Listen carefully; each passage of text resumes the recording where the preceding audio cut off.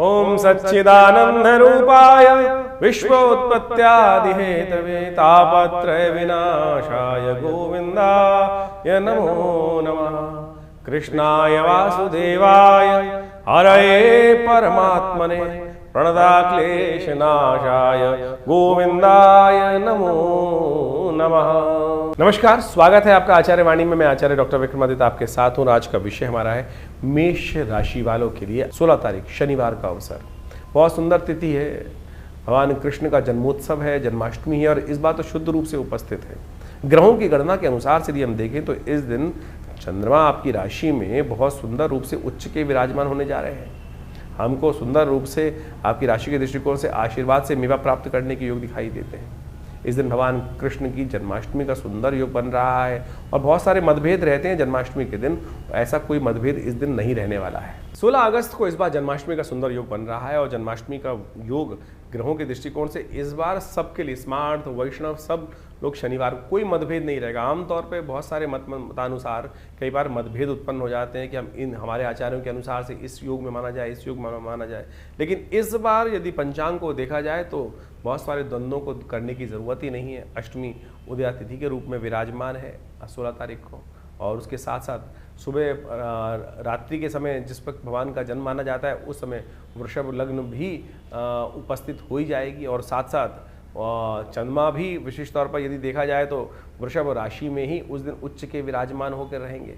और इसके साथ साथ एक बात ग्रहों का योगायोग और भी बड़ा सुंदर ये बन रहा है कि रोहिणी नक्षत्र वो भी रात्रि के अंतिम पहर में जाकर भोर काल से पहले पहले उपस्थित होने के योग बना लेगा। दिल्ली के पंचांग के अनुसार से देखें तो बहुत सारे ग्रहों का योगायोग इसी प्रकार से बन रहा है। तो क्या स्मार्थ, क्या वैष्णव, क्या संप्रदाय, समस्त लोगों के लिए ये सुंदर तिथि है। भगवान सुंदर का अभिषेक करें, भगवान का विशेष तौर पर पूजन करें। ओम नमो भगवते वासुदेवाय पुरुष सूक्त के द्वारा भगवान को सुंदर रूप से स्नान कराएं और उनका पूजन करें। षोडश विधि के अनुसार से षोडश जो हमारे पूजा पाठ के तरीके हैं उन सब के द्वारा सहस्रसी रेखा पुरुखा सहस्राक्ष सहस्रपात सभो में गंग सर्वात्मत्वात्रोतिष्ठ, इसी के द्वारा भगवान का अभिषेक दूध से, दही से, समस्त पंचामृत से भगवान का अभिषेक कराकर भगवान को वस्त्र अलंकृत करते हुए सुंदर रूप से भगवान का स्तवन करना। कहा जाता है कि आप कुछ और करें ना करें, कम से कम भगवान की जन्माष्टमी के अवसर पर भाद्रपद मास के कृष्ण पक्ष की अष्टमी के दिन अवश्य उपवास रखें।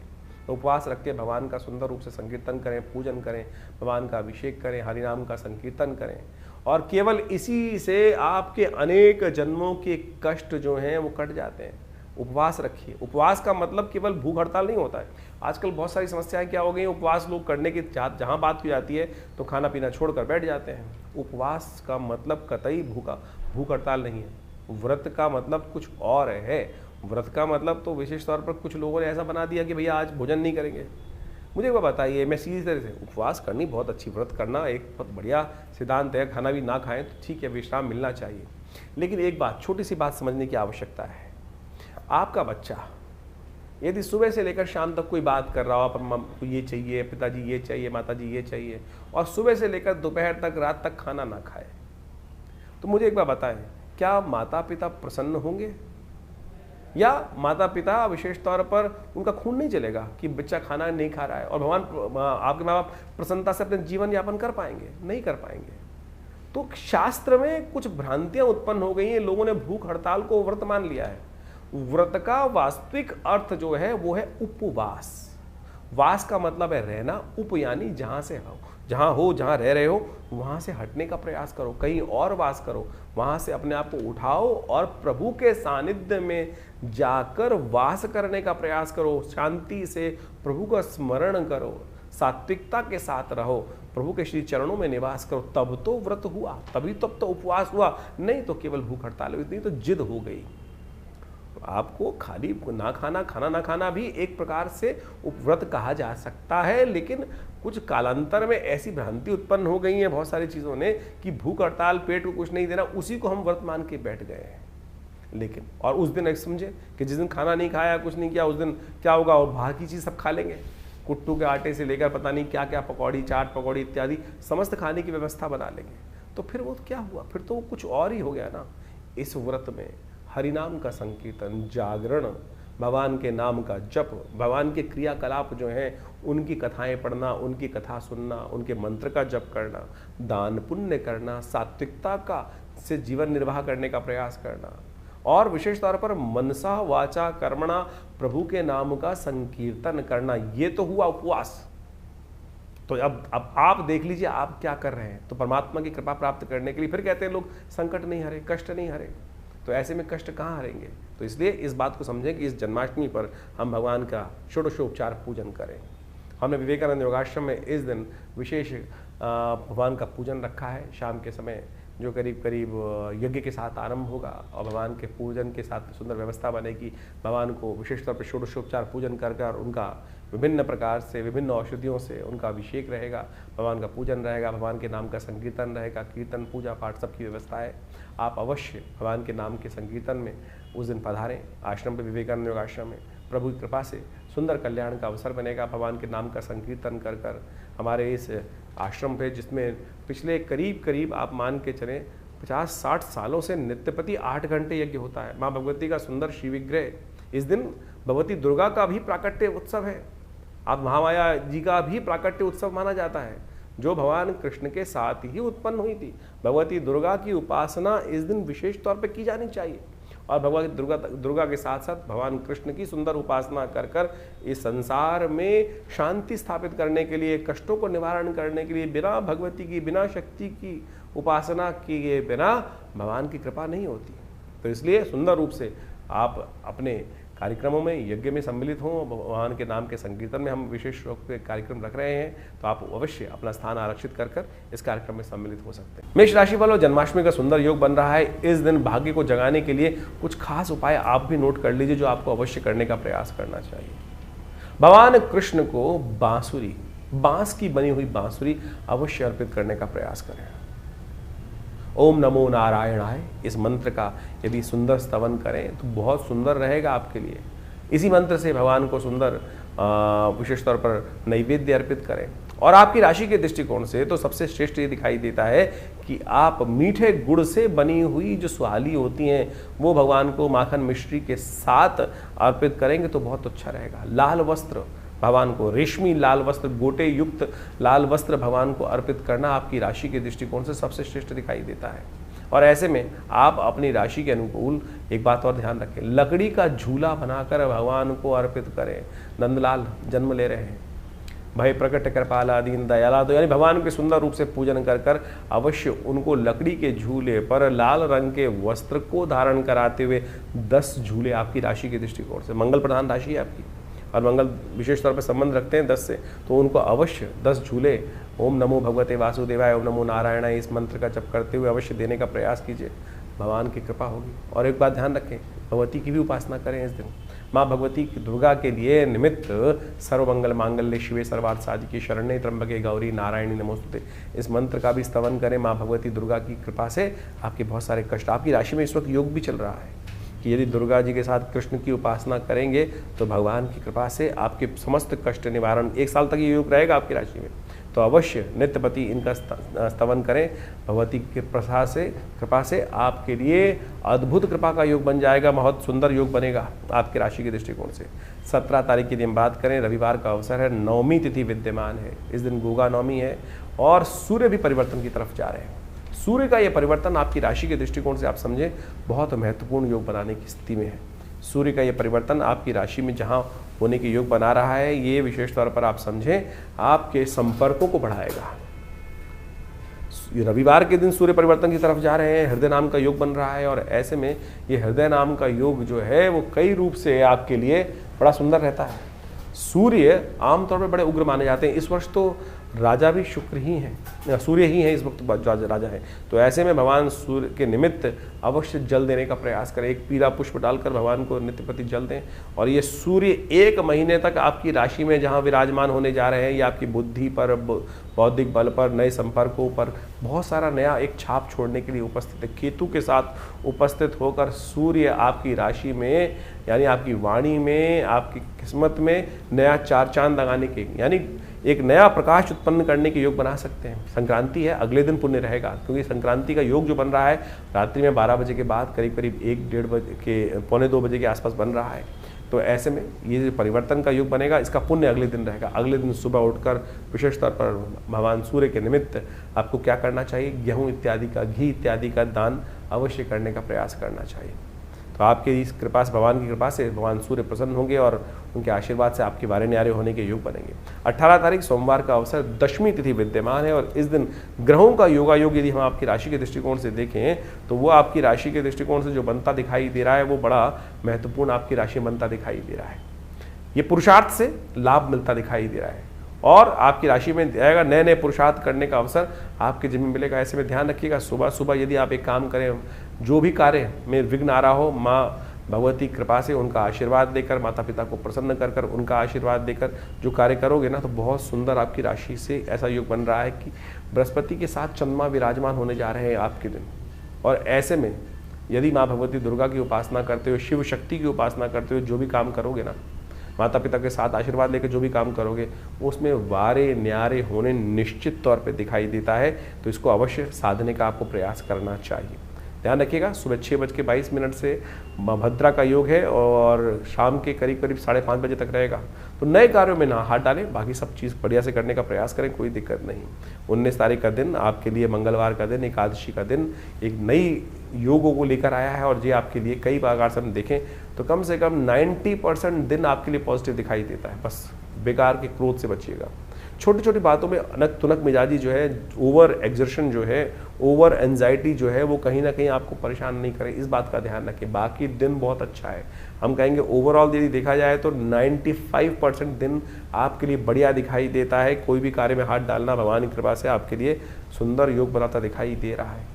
अजा एकादशी है, भगवान का सुंदर स्तवन करने का दिवस है।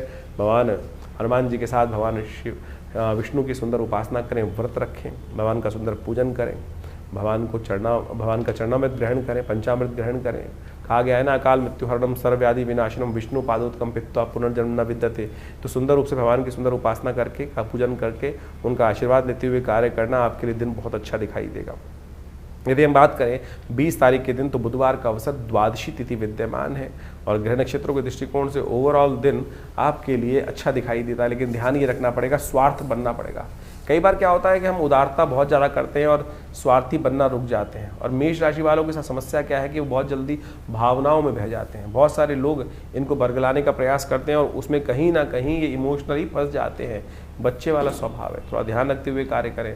आप थोड़ा वैसे तो लालच नहीं करना चाहिए, लेकिन लालच नहीं, स्वार्थी बनना लालच नहीं होता है। स्वार्थी बनते हुए कह रहे अपने कामों को प्रायोरिटी पे करने का प्रयास करें। इस बात का ध्यान रखेंगे तो अच्छा रहेगा, पॉजिटिव चीज़ें आपके लिए बनती दिखाई देंगी। द्वादशी है इस दिन और साथ साथ गोवत्स द्वादशी है। गाय गौशाला में जाकर गाय के बच्चे को कुछ हरा चारा इत्यादि या गुड़, सबसे श्रेष्ठ रहेगा गुड़ आपकी राशि के दृष्टिकोण से। गुड़ इत्यादि गाय के बछड़े को देने से क्या होगा कि जीवन के बहुत सारे कष्ट दूर होने के योग बन जाएंगे। इस दिन बुध प्रदोष भी है, तो कोशिश ये करें शाम के समय भगवान शंकर का सुंदर अभिषेक करके दही से भगवान का अभिषेक करने का प्रयास करें, उनको बिलपत्र अर्पित करने का प्रयास करें। यदि किसी व्यवसायिक कार्य में कोई बाधा आ रही है तो उसको ठीक करने का ये अद्भुत उपाय है। तो ग्रहों का योग आपने समझा। इस वक्त भाद्रपद का महीना चल रहा है और भाद्रपद के महीने में जो ग्रहों का योग परिवर्तन का योग बनाएगा वो तो आपके समक्ष ही है। लेकिन एक विशेष योग बन रहा है कि इस भाद्रपद में 5 रविवार का योग बन रहा है और इस बार राजा भी सूर्य ही हैं, पूरे जो विश्व के राजा हैं, संवत के राजा हैं। और उसके दृष्टिकोण से यदि ग्रहण प्रभाव देखा जाए तो इस बार पूरे विश्व में अच्छी खासी वृष्टि के योग बन रहे हैं और वो इतनी ज़्यादा हो गई है, कई जगह लोग परेशान भी हो गए, त्रस्त भी हो गए हैं। और इस बार 5 रविवार का योग भाद्रपद में जो दिखा रहा है वो वास्तविक तौर पर एक बात को भी इंगित करता है कि जो इस वक्त भयावह पूरे विश्व में पानी की त्रासदी चल रही है, अतिवृष्टि होने के योग बन गए हैं, उससे कहीं ना कहीं अब कुछ ना कुछ रास्ता, बचाव का रास्ता बनता भी दिखाई देगा। लेकिन ये कहीं ना कहीं प्रकार से जो भाद्रपद महीने में यदि 5 रविवार पड़ जाए तो एक बात कही जाती है, युद्ध की आशंका, युद्ध की अफवाहें, कहीं ना कहीं मतभेद बहुत ज़्यादा कहीं ना कहीं संसार में बढ़ जाते हैं और कहीं ना कहीं आपस में मनभेद भी होने लगते हैं। इस वक्त विश्व में जिस प्रकार से जो योग बन रहा है वो कहीं ना कहीं आपदाओं का संकेत भी देता दिखाई दे रहा है। और ऐसे में जो अन्न आदि के संबंध में जो कार्य करते हैं उनको भी थोड़ा सावधान रहना चाहिए। तेजी का माहौल बनता दिखाई दे रहा है। विभिन्न अन्न के क्षेत्र जितने भी हैं, खाद्य पदार्थ जितने हैं, गेहूँ इत्यादि, चावल इत्यादि और बहुत सारी और भी जितनी चीज़ें हैं, उन सब में कहीं ना कहीं जो अतिवृष्टि के कारण से जो योग बनते दिखाई दे रहे हैं, वो कहीं ना कहीं महंगाई को बढ़ाने की तरफ योग बनाते दिखाई दे रहे हैं। ऐसे में आपकी राशि के दृष्टिकोण से जो योग बन रहे हैं वो आपने अच्छे समझें। ग्रहों के प्रभाव को जितने जल्दी हम समझ लें और उसके अनुसार से अपने जीवन में सही रास्ता पकड़ लें, ये ज्योतिष का चमत्कारिक प्रभाव है। देखिए, जो सूर्य है वो हर एक स्थिति में एक सही निकलता है, लेकिन हर व्यक्ति पर उसका प्रभाव अलग अलग होता है। ग्रहों का ये परिवर्तन जो योग बनाते हैं, इन सब का प्रभाव सूक्ष्म दृष्टिकोण से हर व्यक्ति को समझ में आना चाहिए। ज्योतिष के दृष्टिकोण से बड़ा सूक्ष्म अन्वेषण है। आपकी जन्मपत्री, आपका जो भाग्य है वो हर व्यक्ति का अलग है। कहीं ना कहीं उस भाग्य पर किस प्रकार का योग बनेगा, ग्रहों का परिवर्तन क्या प्रभाव डालेगा, हर व्यक्ति पर अलग प्रभाव डालता है।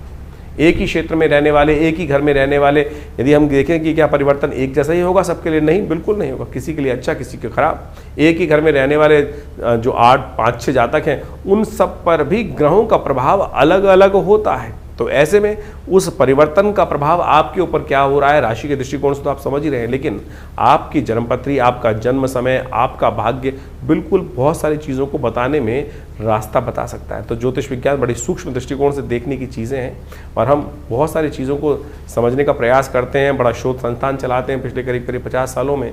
ज्योतिष के संबंध में, अध्यात्म के संबंध में, भारतीय योग विज्ञान के संबंध में हमारे आश्रम में बहुत सारी रिसर्च, बहुत सारा अनुसंधान शोध किया गया। 50 से ऊपर पुस्तकें प्रकाशित की गई हैं। सदगुरु आचार्य श्री केशव देव जी के महाराज के सानिध्य में रहकर हमने बहुत सारे विभिन्न भारत की पराविद्याओं के ऊपर कार्य किया, चाहे वो मंत्र विज्ञान है, चाहे वो यज्ञ विज्ञान है, चाहे वो कर्मकांड है, योग की सहस्त्रों शाखाएं हैं, और उन सब के ऊपर मुद्रा विज्ञान इत्यादि बहुत सारे अलग अलग विषयों के ऊपर बहुत सारा शोध अनुसंधान करके चीज़ों को समझने का हमने प्रयास किया।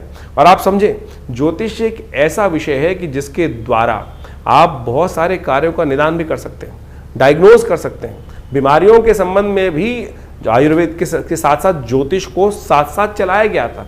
आज जो समाज में जो आयुर्वेद का या चिकित्सा विज्ञान का भाव है, वहाँ ज्योतिष के एक पार्ट को निग्लेक्ट कर दिया गया है। अरे ज्योतिष पूरी तरह से डायग्नोज पर ही है, आपके ग्रह बदले और वो कहीं ना कहीं कौन सा रोग उत्पन्न करेंगे, किस प्रकार से बीमारी का रास्ता बनाएंगे, ये भी ज्योतिष के अंदर बहुत अच्छे से, अगर समय खराब चल रहा है, किस प्रकार से कौन से मंत्र को जप कर कर, कौन सी मुद्रा का प्रयोग करके, कौन सी औषधि कब आपके लिए अच्छी अनुरूप रहेगी, कौन सी औषधि कब कार्य नहीं करेगी, ये भी ज्योतिष विज्ञान के माध्यम से आप बहुत अच्छे से समझ सकते हैं, कार्यों को कर सकते हैं। हमने इसके ऊपर बहुत अच्छे से चीज़ों को समझने का प्रयास किया। बहुत सारी चीज़ें हम समय समय पर आपके बहुत सारे अपने इन कार्यक्रमों के माध्यम से आपके समक्ष रखते भी आए हैं।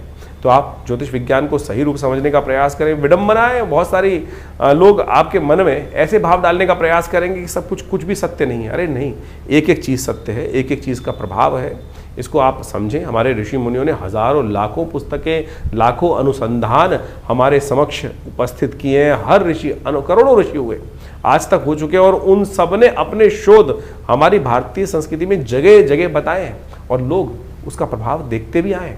और हमने खुद देखा, बहुत सारे महामृत्युंजय मंत्र इत्यादि बहुत सारे अनुष्ठान जो समय समय पर करते हैं, उनका प्रभाव बहुत प्रत्यक्ष रूप से होता है। चाहे वो जीवन के स्वास्थ्य संबंधी समस्याएं, चाहे वो जीवन की किसी भी पहलू से संबंधित समस्या है, उसका निदान करने के लिए विभिन्न मंत्रों के माध्यम से, विभिन्न उपायों के माध्यम से, चाहे वो रत्न है, चाहे वो विभिन्न उपाय हैं, चाहे वो दान है, चाहे वो पुण्य है, चाहे वो औषधि है, चाहे वो ध्यान है, इन सबको मार्ग अपना सकते हैं। और तो और मुद्राएं तो अपने आप में चमत्कारिक प्रभाव दिखाती हैं। ये शरीर के जो विभिन्न भागों के द्वारा योग और विभिन्न मुद्राओं का उपयोग किया जाता है। जैसे किसी का बृहस्पति खराब है तो एक ज्ञान मुद्रा का नित्यप्रति अभ्यास करें, देखें, किसी और चीज़ की आवश्यकता ही नहीं पड़ेगी। शनि यदि खराब चल रहा है, शनि का दुष्प्रभाव बहुत ज़्यादा जीवन में हो रहा है, तो यदि नेगेटिव प्रभाव है तो इसको इस मुद्रा के द्वारा, शून्य मुद्रा का उपयोग करते हुए, शनि की मुद्रा का उपयोग करते हुए यदि मंत्र जप किया जाए, कुछ भी उसका नित्य प्रति इस मुद्रा का अभ्यास किया जाए, तो उससे भी बहुत ज़बरदस्त प्रकार से आपकी समस्याओं को ठीक करने में रास्ते मिलते हैं। तो ऐसे बहुत सारी चीज़ें हैं, बहुत सारे मार्ग हैं जिनको आप समझेंगे तो बहुत अच्छे से रास्ता बनता दिखाई देगा, कष्टों को निवारण करने का योग बनता दिखाई देगा। और इन सब चीज़ों को हमें अच्छे से समझ लेना चाहिए। बहुत सारे लोग, ये कहानियाँ नहीं है, पुराण इत्यादि में जो रहस्य बताए गए हैं वो कतई किसी प्रकार भी कहानियाँ नहीं है, लेकिन उनके पीछे उसका आदि भौतिक, आदि दैविक रहस्य छुपा हुआ है। उन रहस्यों को हमको समझना चाहिए। अभी सावन का महीना समाप्त हुआ। सावन में भगवान का जैसे हम रुद्राभिषेक करते हैं, रुद्राभिषेक करते हुए भगवान पर विभिन्न प्रकार से भगवान को स्नान कराया जाता है, कभी दूध से, कभी दही से, कभी भस्म से। भगवान के ऊपर बिल्वपत्र चढ़ाए जाते हैं, दूर्वा चढ़ाई जाती है, भंग चढ़ाई जाती है, और तो और वो आक के पत्ते चढ़ाए जाते हैं, धतूरे के पत्ते चढ़ाए जाते हैं। यदि इनको वैज्ञानिक तौर पे आप देखने का प्रयास करेंगे तो इन सब के माध्यम से आप समझे घास को चढ़ाकर भगवान के ऊपर चढ़ाने का कारण क्या है? उसका मंत्र है कांडात कांडात प्रोहंती। भगवान के ऊपर चढ़ाते हुए इस मंत्र को कहा जाता है। औषध विज्ञान के अनुसार से आपके जो बहुत सारी बीमारी को ठीक करने के लिए, पेट संबंधी बीमारियों को ठीक करने के लिए ये बहुत दिव्य औषधि है। जो घास के ऊपर 3 जो अंकुर, दिर्वा अंकुर होते हैं, कहा जाता है गणेश जी एक बार बीमार हो गए थे और ऋषियों ने 108 दूर्वा अंकुर अभिमंत्रित कर कर गणेश जी को दिए, उससे उनको स्वास्थ्य में लाभ प्राप्त हुआ। इसी प्रकार से विभिन्न जो चीज़ें हमारे क्रियाकलाप कर्मकांड के सिद्धांत से भारतीय संस्कृति में बताई गई हैं, पुराण इत्यादि में चीज़ों में बताए गए हैं, वो सब के सब क्रियाकलाप बहुत रहस्यपूर्ण है, परम वैज्ञानिक है। औषधीय दृष्टिकोण से भी उसको अच्छे से समझा जा सकता है। तो आप इन सब को समझें। हम समय समय पर आपकी राशि के दृष्टिकोण से बहुत सारी चीज़ें बताते हैं, लेकिन जन्मपत्री भी उसका बहुत विशद विषय है और वृहद विषय है। साथ साथ आपके हाथ की रेखाएं, मस्तिष्क की रेखाएं और ये सब का सब शरीर की जो विभिन्न आकृति विज्ञान है, वो ज्योतिष के अनुसार समुद्र शास्त्र के माध्यम से इन सब रहस्यों को अच्छे से समझकर हम जीवन में उत्थान की तरफ आगे चलें। और भारतीय संस्कृति परम बहुत सुंदर रूप से उपस्थित किए गए इन सब रहस्यों को, तो आप यदि इन सब चीज़ों को समझेंगे तो बहुत बढ़िया आपके लिए बहुत सारे विषयों को अच्छे से हम बताएंगे। आश्रम से द्वारा जो प्रकाशित पुस्तकें हैं वो आप हमारी वेबसाइट पे जाके देख सकते हैं। mudrasforhealing.com वेबसाइट है हमारी, acharyvikramadiत्य.com वेबसाइट है हमारी, vivekanandnaturecure.com ये भी हमारे आश्रम की ही वेबसाइट है। और यहाँ पर हमारे आश्रम की समस्त गतिविधियों को समय समय पर हम बताते रहते हैं। बहुत सारे विभिन्न कार्यक्रम आश्रम पे समय समय पर चलते रहते हैं और इन सब विषयों को आप अच्छे से समझकर और इन सब से आश्रम से जुड़ें। और स्वागत है आप सबका। हमारे यहाँ जो नित्य प्रति कार्यक्रम होते ही हैं, रविवार को विशेष कार्यक्रम में, यज्ञ में आप सब लोग सम्मिलित हो सकते हैं। सुबह 8 बजे से लेकर करीब करीब 10 साढ़े 10 बजे तक भंडारे के साथ बड़ा यज्ञ और स्वाध्याय इत्यादि का कार्यक्रम चलता है हर रविवार को। और आप सब अपने विषयों को लेकर आश्रम पे उपस्थित होंगे तो हम अवश्य जो भी भगवान की कृपा से रास्ता बनेगा अवश्य आपके साथ बनाएंगे। जीवन में कल्याण का मार्ग प्रशस्त हो, आप सबको आशीर्वाद, कल्याण हो, भगवान का कृपा आपके साथ हमेशा बनी रहे।